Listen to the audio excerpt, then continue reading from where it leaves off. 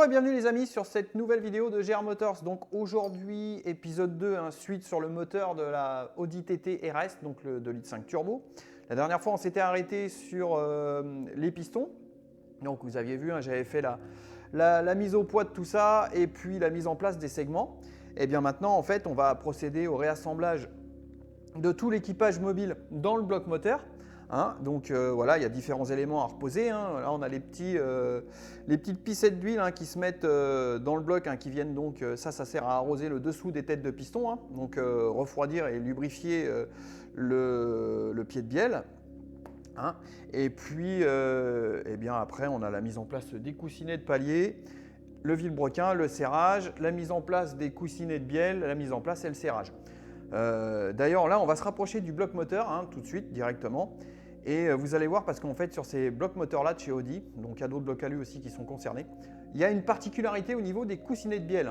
Donc je vais vous expliquer tout ça, on va aller voir ça directement de plus près sur le bloc moteur. Le bloc de l'Audi TT RS, donc ça se présente bien comme ça. En fait, là, on se retrouve avec les paliers. Donc particularité, comme je vous disais, en fait, alors je vais le tourner pour que ça soit plus compréhensible pour vous. Donc il y a une particularité importante, pas des moindres, c'est qu'en fait, alors quand on regarde bien, ici là vous voyez, là j'ai des inscriptions, donc j'ai G, V, B et GGG. Donc ça correspond à des codes donc, qui sont sur le manuel constructeur, comme je dis, on se réfère toujours au manuel. Donc les G, ils nous donnent des couleurs, donc ils nous disent yellow, donc jaune, B, donc bleu et V, violet. Alors, en fait, pourquoi il y a des codes couleurs? Donc en fait, on a des codes couleurs sur le bloc moteur et on se retrouve avec la même chose sur le vilebrequin. Et donc ça, en fait, c'est hyper important de le respecter parce qu'en fait, ça va nous donner donc, des codes couleurs pour aller positionner les coussinets de palier dans chaque emplacement, donc dans l'ordre bien précis. Comme là, vous voyez, par exemple, il y a un G, donc le G qui correspond à un yellow.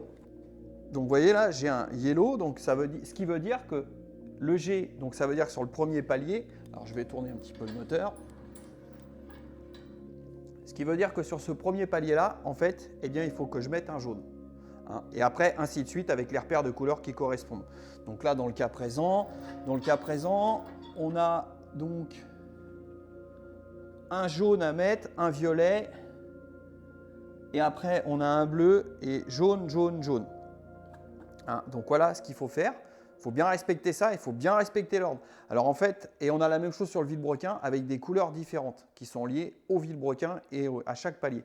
Alors en fait, pourquoi ils ont fait ça? Tout simplement, c'est que quand l'usinage est fait, il y a des variations, ils reprennent les cotes et donc en fait, ils nous donnent des coussinets aux cotes ajustées. Donc bien faire attention et bien respecter ça parce qu'effectivement, si on ne respecte pas ça, on va se retrouver avec des problèmes de jeu et là, on pourrait effectivement arriver à des casses ou à des gros problèmes, quoi. Donc, voilà pour la particularité. Alors, il y a les moteurs d'Audi qui sont faits comme ça, mais il y a beaucoup d'autres marques aussi où à partir du moment où ils ont des blocs alu, maintenant, on a des précisions quand même importantes et ils viennent ajuster sur chaque palier pour qu'on ait un fonctionnement plus ou moins parfait. Enfin, pas plus ou moins, mais parfait. Donc là, en quoi ça va consister? Donc déjà, première chose, c'est qu'on va remettre les petites piscettes d'huile qui se situent ici. Alors, les piscettes d'huile, voilà comment c'est fait. C'est monté sur plein de moteurs, ça. En fait, eh bien, ça se situe. Alors, je vais faire en sorte que vous le voyez bien. Ça se situe ici. Là, je prends l'exemple ici. Ça se met ici, là. Et donc là, on a une circulation d'huile. Et en fait, on a un petit jet d'huile qui vient arroser le dessous du piston pour participer au refroidissement et à la lubrification. Donc, première chose, un petit coup de nettoyage partout. On va remettre ça en place. On va mettre nos coussinets de palier en place en respectant bien les codes couleurs. Et on va faire la même chose sur les demi-paliers, les chapeaux. Donc, même chose. Et après, on va mettre ça en place et on va procéder au serrage. Aussi, autre particularité sur ce moteur, au niveau des chapeaux de palier, donc en fait, ils se mettent en place conventionnellement comme tous les autres moteurs, ils sont boulonnés par le dessus, mais surtout, en fait, ils sont reboulonnés sur le côté. En fait, vous voyez, il y a du filetage ici, et en fait, on a des trous traversants. Donc en fait, on vient les serrer ici conventionnellement, et après, en fait, on a deux vis qui viennent les resserrer ensemble. Donc en fait, ça, c'est fait pour optimiser la résistance de l'ensemble. En fait, on se retrouve avec un double boulonnage comme ça, et comme ça, ce qui va donner de la résistance au carter moteur. Donc, il y a d'autres types de moteurs, enfin chez Audi, ils ont d'autres moteurs qui sont comme ça. D'ailleurs, le Gallardo était fait comme ça, on a des vis ici et des vis sur le côté. Tout ça, c'est pour un problème de résistance. Donc voilà un petit peu pour les particularités de ce bloc moteur. Hormis ça, rien de particulier, hein. Donc comme d'habitude, on respecte les particularités, les codes couleurs. Là, la particularité du serrage sur les côtés, avec un ordre bien précis évidemment.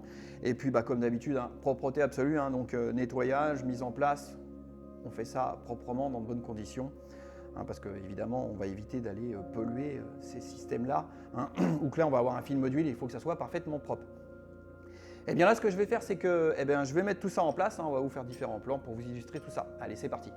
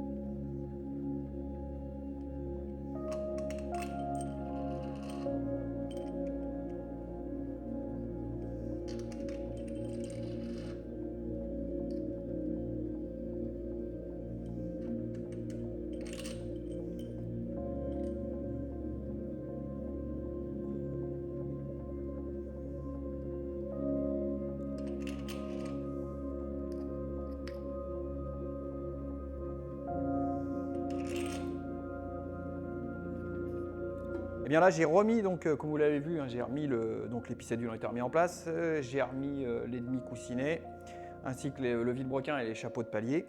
Et maintenant, on va procéder au serrage. Hein. Donc le serrage, il se procède en plusieurs étapes. Donc on commence par serrer la partie supérieure des chapeaux de palier. Hein. Donc on a un serrage à 10, 60 et 90 degrés, donc avec un ordre précis.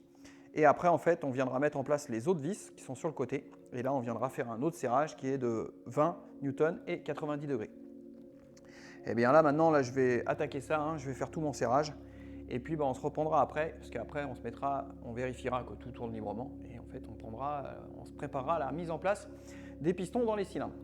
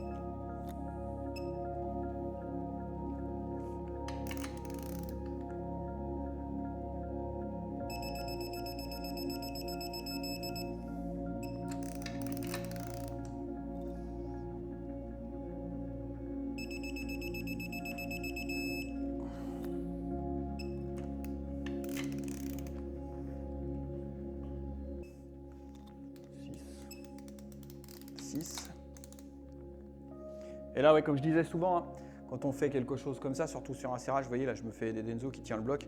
Et vous avez vu ma manière de fonctionner, c'est qu'en fait, je fais un mouvement ample et fluide, je ne fais pas d'à-coup, je ne fais pas de reprise. Hein, tout ça pour optimiser au maximum la qualité du serrage.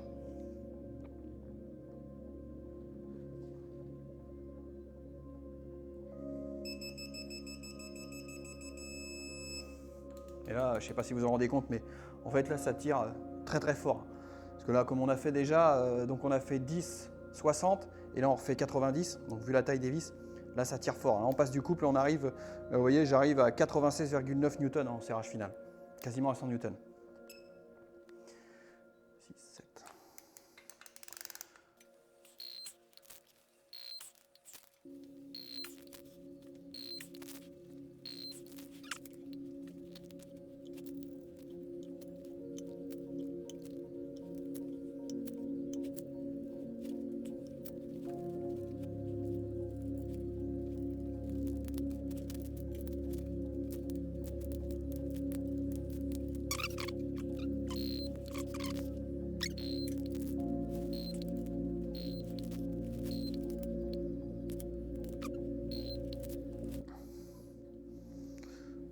Voilà, vous voyez, la première partie du vilebrequin est serrée, donc tous mes chapeaux.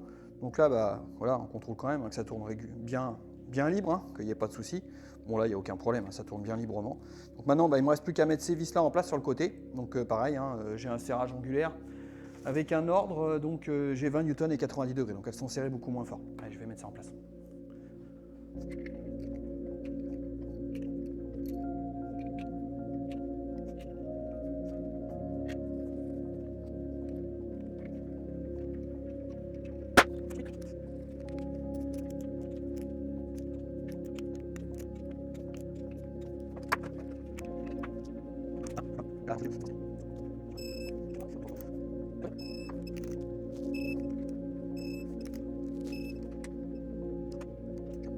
Et bien là, en fait, j'ai fini de serrer définitivement mes chapeaux de palier. Donc vous avez vu, hein, je me suis fait des Denso hein, parce que sur les parties hautes, donc on fait quand même 10, 60 et 90 degrés. Donc on serre très fort, on arrive à 100 newtons.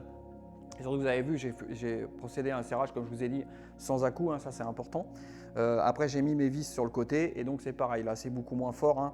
Là, on est à 20 newtons et 90 degrés.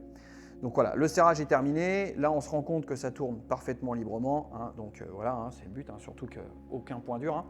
Donc là, c'est parfait. Donc maintenant, ce qui va se passer, c'est que, eh bien, on va retourner le moteur et on va procéder à la remise en place des ensembles pistons-bielle avec les coussinets de bielle. Allez, c'est parti. On arrive à l'étape où on va remettre les pistons dans les cylindres. En plus, ce qu'il y a de super bien, c'est que le client m'a fourni l'outil spécifique pour entrer donc, les pistons dans les cylindres. Donc là, je n'ai pas besoin de m'embêter à les mettre avec mon système que j'ai où il faut serrer la sangle. Hein, là, en fait, alors comment c'est fait? Eh bien, en fait, c'est un outil qui est conique, hein, donc qui est parfaitement ajusté au cylindre. Hein. Vous voyez, là, c'est parfaitement au diamètre. Et puis, en fait, on met le piston dedans. Vu que c'est conique, ça vient enserrer les segments. On pousse et ça rentre tout seul. Donc, c'est parfait. Donc là, en fait, eh bien, quand on monte des pistons, il faut toujours faire attention au sens. Donc là, eh bien, le sens, on ne peut pas se tromper hein, parce qu'il est prédéterminé. Ce que vous voyez, on a une encoche ici. Hein, et c'est pour la petite pissée d'huile que vous avez vu qu'on a mis en place au départ. Donc c'est le petit dégagement qui permet au petit gicleur, vous voyez, de passer dans la coupe de la jupe de piston. Et puis bien évidemment, quand on monte les pistons, eh bien, on va tiercer les segments hein, pour que, voilà, il faut faire un tierçage. On huile, on descend dedans et puis après on vient boulonner les demi-chapeaux hein, aux coupes de serrage. Allez, c'est parti, on met tout ça en place.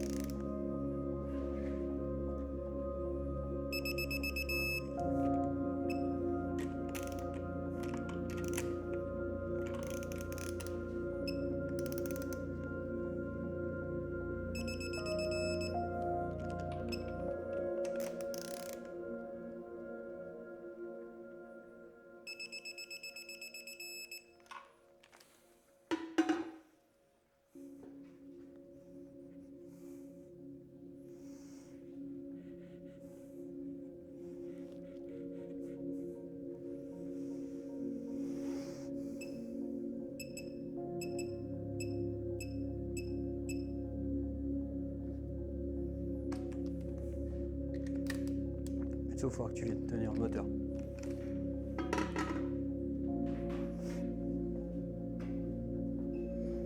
Comme tout à l'heure.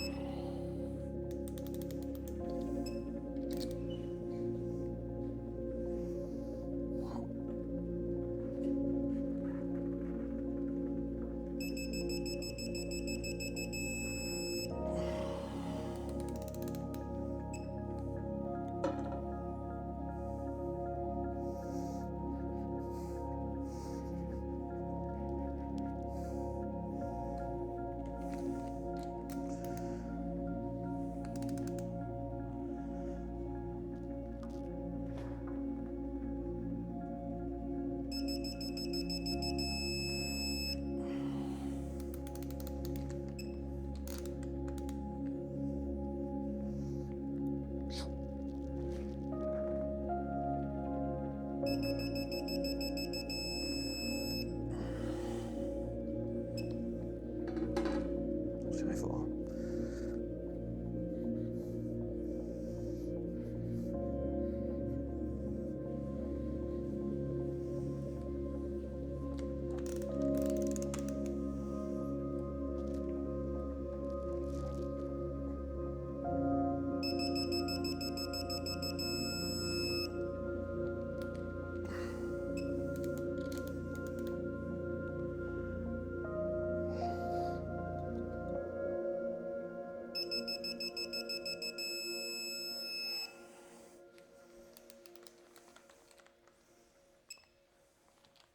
On arrive à la fin donc, de l'assemblage de ce moteur de Audi TT RS. Donc, comme vous l'avez vu hein, à travers ces deux vidéos, donc, ma mission, hein, c'est le client il m'avait amené un bloc moteur neuf d'origine de chez Audi ainsi qu'un vide-broquin et un jeu de chemise piston, un jeu de piston avec les segments et des bielles forgées. Donc en fait, il fallait que... Donc j'ai mis au poids tout l'équipage mobile, hein, vous l'aviez vu, hein, les pistons et les bielles, contrôle et mise à la cote du jeu à la coupe des segments. Donc j'ai appairé hein, chaque cylindre au jeu à la coupe. Donc, et puis après, vous l'avez vu, un assemblage des pistons, des bielles, assemblage du vide-broquin, hein, vous avez vu avec la spécificité où il faut faire attention au code couleur des demi-coussinets de bielle. Donc mise en place, serrage, et puis après, voilà, on met les chemises pistons à l'endroit, bien évidemment à l'endroit, hein, dans chaque chemise, et puis on vient mettre tout ça en place et on serre tout ça.